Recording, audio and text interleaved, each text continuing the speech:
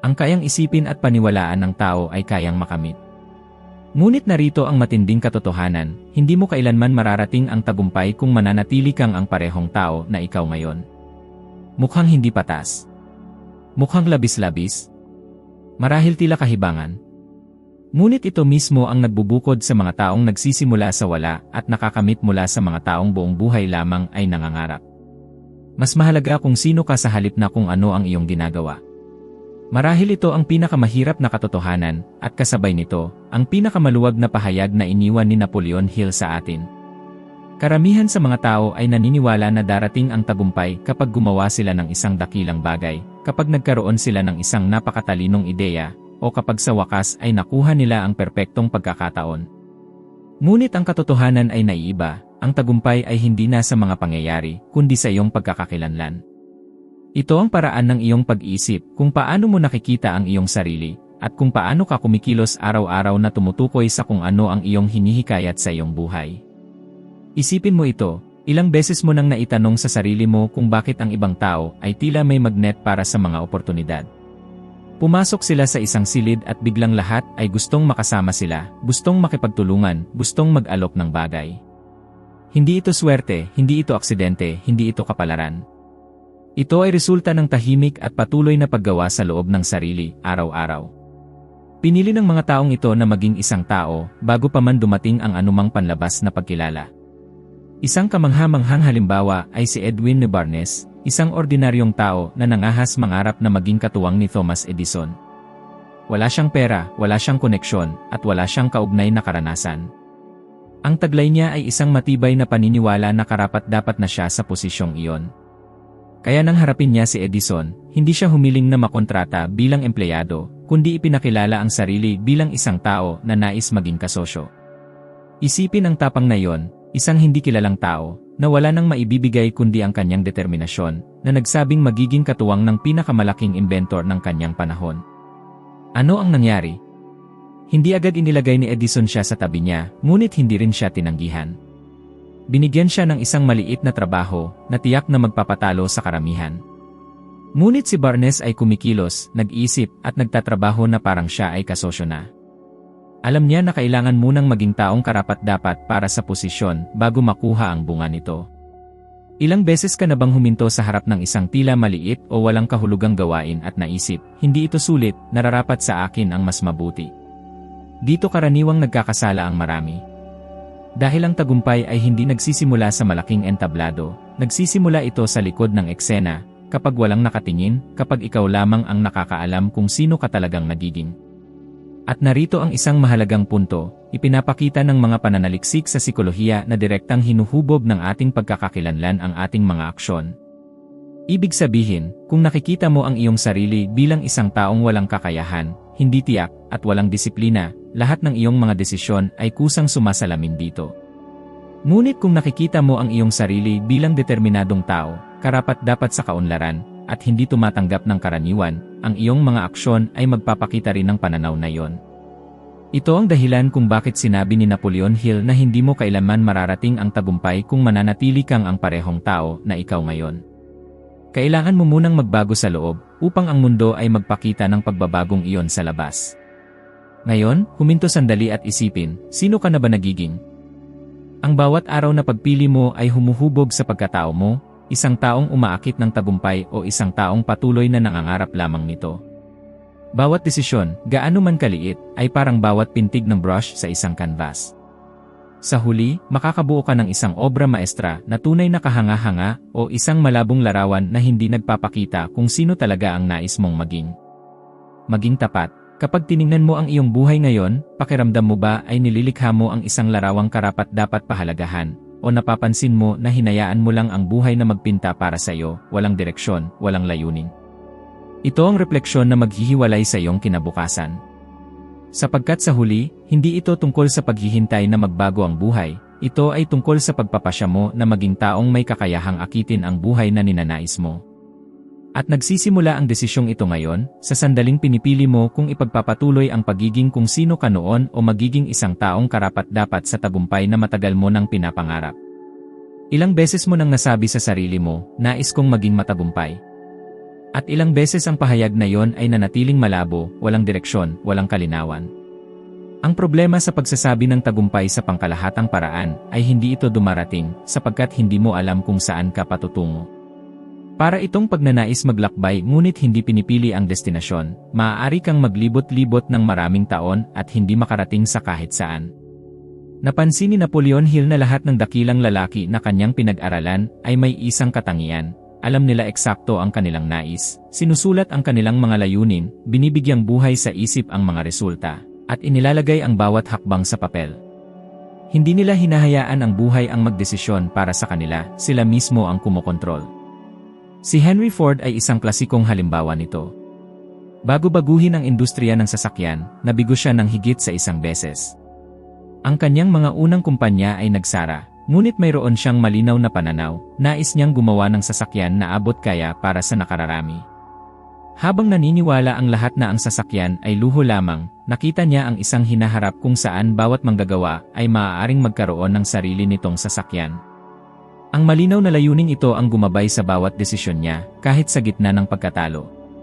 At narito ang mahalagang aral, hindi sapat ang maghangad lamang, kailangan mong gawing tiyak, detalyado, at hindi malilito sa malabo mong pangarap ang iyong hangarin. At pinatutunayan ito ng agham.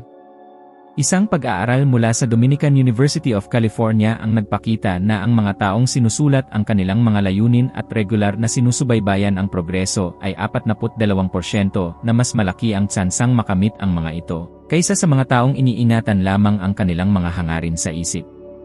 Ibig sabihin, kung iniisip mo lamang inais kong baguhin ang buhay, malamang ay mananatili ka sa parehong lugar. Ngunit kung itinatakda mo ng eksakto kung ano ang nais mo, kailan mo ito maaabot, at kung ano ang kailangan mong gawin para makarating doon, mas nauuna ka na kaysa sa karamihan. Ngayon, isipin mo ito, kapag sinasabi mo, nais kong yumaman, ano ang ibig sabihin nito? Para sa ilan, maaaring ito ay kumita ng 10,000 piso bawat buwan. Para sa iba, maaaring ito ay magtayo ng isang ari-arian na milyonaryo. At para sa iba pa, maaaring ito ay magkaroon ng pinansyal na kalayaan upang hindi umasa sa trabaho. Kung hindi mo malinaw na tinutukoy kung ano ang ibig sabihin ng yumaman para sa iyo, paano mo malalaman kung naabot mo na ito? Ang kawalan ng kalinawan ang pinakamalaking kaaway ng pag-unlad. Ang mga layunin ay parang mga koordinado sa mapa. Kung ilalagay mo lamang sa hiya ang inais kong maglakbay, hindi ka nito dadalhin sa kahit saan. Ngunit kung ilalagay mo ang eksaktong address, bawat kurba, bawat kalye, bawat hakbang ay malinaw ng nakatakda. Ito ang nagtatangi sa mga taong umaabot sa malayo sa mga taong nananatiling nangangarap lamang. At ito ang isang napakahalagang punto, ang mga tunay na layunin ay hindi maaaring maging mababaw. Dapat silang konektado sa mga bagay na tunay mong pinahahalagahan. Kung itinatakda mo lamang ang isang layunin dahil nakita mong nagawa ito ng iba at naisip mong kawili-wili, malamang na hindi mo magkakaroon ng sapat na lakas upang magpatuloy kapag dumating ang mga hamon. Ang sikreto ay ugnay ang iyong layunin sa iyong pinakamalalim na layunin sa buhay. Halimbawa, sa halip na sabihin gusto kong magbukas ng negosyo, tanungin ang iyong sarili, bakit? Ito ba ay para mabigyan ng mas magandang buhay ang iyong pamilya? Para makatulong sa ibang tao sa pamamagitan ng iyong produkto o serbisyo? O para patunayan sa iyong sarili na kaya mo? Kapag ang layunin ay konektado sa isang mas malaking bagay, hindi na ito simpleng numero o hangarin lamang kundi nagiging gasolina para sa aksyon. At narito ang hamon ko sa iyo, mayroon ka bang nakasulat, malinaw, masukat, at may takdang panahon na layunin para sa susunod na 30 araw? Kung wala, napakataas ng posibilidad na patuloy kang mabubuhay sa autopilot. Kaya tanggapin mo ang isang hamon ngayon, isulat sa papel ang isang tiyak na layunin para sa susunod na buwan. Isang bagay na masukat, kaya mong subaybayan, at tunay na magtutulak sa iyo na lumabas sa iyong comfort zone. Maaaring ito ay makatipid ng isang tiyak na halaga ng pera, makapagbasa ng isang libro bawat linggo, o simulan ang isang proyekto na matagal mo nang ipinagpapaliban. Ang mahalaga ay malinaw mong tukuyin at mangakong tuparin ito. Dahil ang katotohanan ay simple, ang taong hindi alam kung ano ang gusto, ay nabubuhay sa plano ng iba. At kung hindi mo itinatakda ang iyong sariling kapalaran, ang mundo ang magtatakda para sa iyo, at halos hindi ito palaging magiging pabor sa iyo. Susubukan ka ng buhay, walang duda tungkol doon. Ngunit sa mga pagsubok na ito nalalaman kung sino ang tunay na handa para sa tagumpay. Ang mahalagang tanong ay hindi kung ilang beses kang nadapa, kundi kung ilang beses kang kayang bumangon. Ang kabiguan, kabaligtaran ng paniniwala ng karamihan, ay hindi katapat ng tagumpay. Bahagi ito ng proseso, isang hindi maiiwasang sangkap ng paglalakbay. Bawat pagkadapa ay may kaakibat na aral, bawat hadlang ay nagdadala ng nakatagong oportunidad na tanging ang may lakas ng loob na bumangon ang makakakita. Naranasan ito ni Napoleon Hill sa kanyang buhay. Nang siya ay bata pa, nakatanggap siya mula kay Andrew Carnegie, isa sa pinakamayayamang tao noong kanyang panahon, ng isang proposal na tila imposible. Ilaan ang higit sa 2 dekada ng kanyang buhay upang pag-aralan ang mga prinsipyo ng tagumpay sa pamamagitan ng pakikipanayam sa daan-daang tao, nang walang kahit isang sentimong kabayaran. Isipin mo, 2 buong dekada ng pagbibigay ng enerhiya, oras, at pagsisikap, nang walang garantiya ng kabayaran. Karamihan ay sumuko pa lamang sa simula, ngunit nakita ni Hill sa proposal na iyon ang pagkakataong baguhin ang kanyang buhay. Tinanggap niya ito, kahit nasa harap ng kahirapang pinansyal, at ang pagpili na iyon ang nagbunga ng pamana na hanggang ngayon ay nakaapekto sa milyon-milyong tao sa buong mundo. At heto ang tanong ko sa iyo, ilang beses ka na bang sumuko sa kalagitnaan ng landas dahil tila napakahirap? Ilang beses mo nang tiningnan ang isang kabiguan at inisip na yon na ang katapusan, samantalang sa katotohanan, ito ay isang paglihis na maaaring magdala sa iyo sa mas malaking bagay. Pag-isipan mo, paano kung ang hamon na hinaharap mo ngayon ay hindi pala tandaan na dapat kang huminto, kundi isang pagsubok upang patunayan kung handa ka na para sa susunod na antas? Ayon sa mga estadistika, tinatayang 60% ng mga negosyante ay nabibigo sa unang 3 taon ng negosyo. Ngunit ang pinakakapansin-pansing datos ay sa mga patuloy na nagsusumikap. Isang malaking bahagi ng mga tao ay bumabalik sa negosyo na mas matatag dahil natutunan nila ang mahahalagang aral mula sa kanilang mga unang pagkakamali.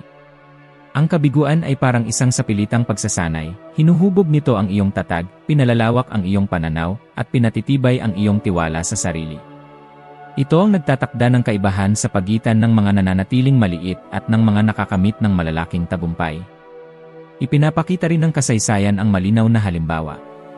Maraming halalan ang natalo ni Abraham Lincoln, hinarap niya ang mga personal na krisis, dumaan sa mga pagkabangkarote, at gayunpaman, hindi siya sumuko.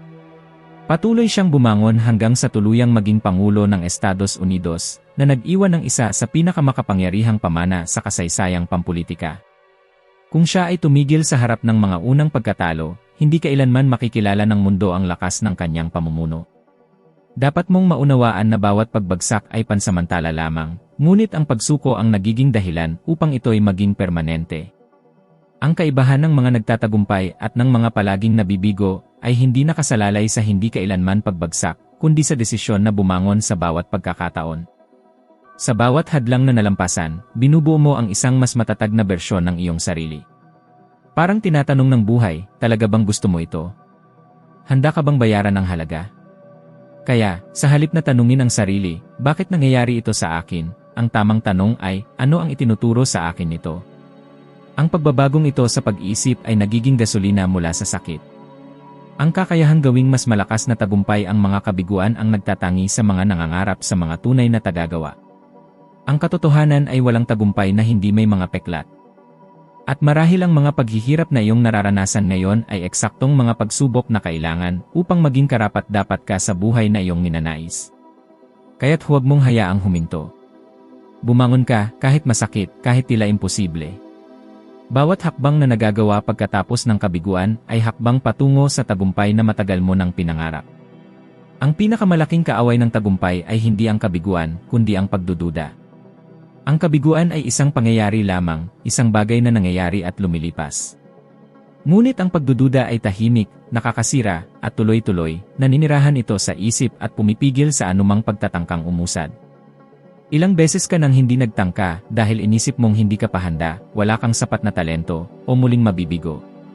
Ang tinig na ito sa loob mo na paulit-ulit na nagsasabing hindi ka kaya ang tunay na dahilan kung bakit nalalayo ka sa mga resulta na nais mo. Palaging sinasabi ni Napoleon Hill, bago ka paniwalaan ng mundo, kailangan mo munang maniwala sa iyong sarili. At marahil ito ang pinakamakapangyarihang susi sa lahat. Ang tiwala sa sarili ay parang isang hindi nakikitang lakas na bumubukas ng mga pintuan, humihikayat ng mga oportunidad, at nakakaimpluwensya sa mga tao sa paligid mo nang hindi mo kailangang magsalita. Isipin mo ang isang taong nakilala mo na, sa paraan ng kanyang paglakad, pagtitig, o kilos, ay nagpapahiwatig ng seguridad. Ang enerhiyang ito ay nakakahawa, ito ay nakakahikayat sa iba na sundan, suportahan, o pagkatiwalaan ang taong iyon. At ang magandang balita, hindi ito natatangi sa ilan lamang, ito ay kakayahang maaaring paunlarin ng sinuman. Ngayon, isipin mo ang mga pagkakataon na huminto ka sa harap ng isang oportunidad dahil inisip mong hindi ka pa handa. Ilan sa mga pagkakataong iyon ang sanay nakapagbago ng iyong buhay kung nagkaroon ka lamang ng hakbang ng pananampalataya. Nakakatuwang isipin, marami ang naghihintay munang may ebidensya bago maniwala sa kanilang sarili. Ngunit ang tamang ayos ay kabaligtaran, maniwala ka muna. Lahat ng malalaking pangalan sa kasaysayan na pinag-aralan ni Napoleon Hill, walang pinili, ay nagsimula sa paniniwala bago pa man magkaroon ng anumang panlabas na ebidensya. Siyempre, ang paniniwala sa sarili ay hindi nagpapawala ng takot. Mananatili ang takot. Ngunit ang kaibahan ay ang tiwala sa sarili ay hindi hinahayaan ang takot na diktaan ang iyong mga kilos. Ginagamit nito ang takot bilang gasolina. Kaya, sa halip na isipin, paano kung ako ay mabigo, ang pag-isip ay nagiging, paano kung magtagumpay ako?